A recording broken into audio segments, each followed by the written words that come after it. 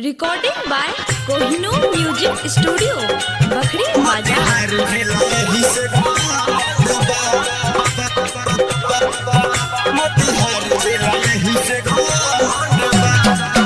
पूरा यूपी बिहार में नाम बा, रंगदारी कोइले हमारी काम बा।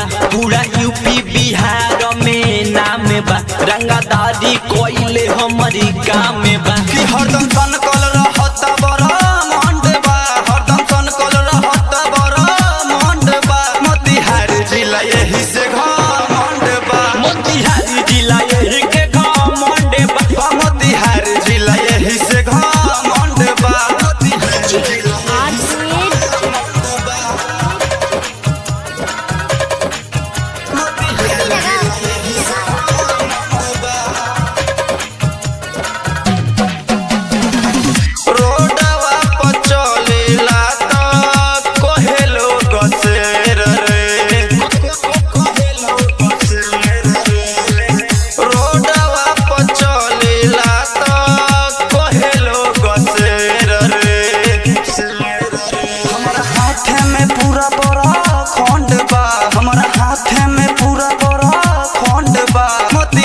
जिला यही से घमंड बा, मोतिहारी जिला यही के घमंड बा, मोतिहारी जिला यही से घमंड बा।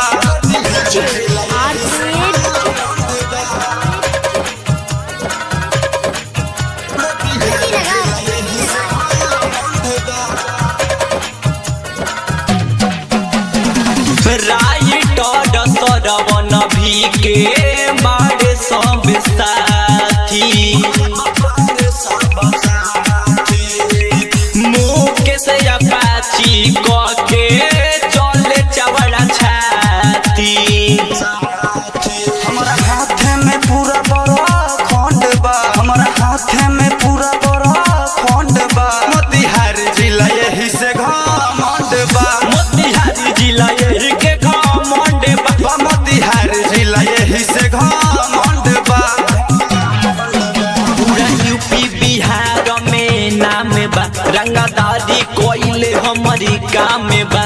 पूरा यूपी बिहार में नाम बा, रंगदारी कोइले हमारी काम बा। कि हरदम सनकल रहत बड़ा मंड बा, हरदम सनकल रहत बड़ा मंड बा। मोतिहारी जिला यही से घमंड बा, मोतिहारी जिला यही के घमंड बा, मोतिहारी जिला यही से घमंड बा। Recording by Kohinoor music studio Bakhri बाजार।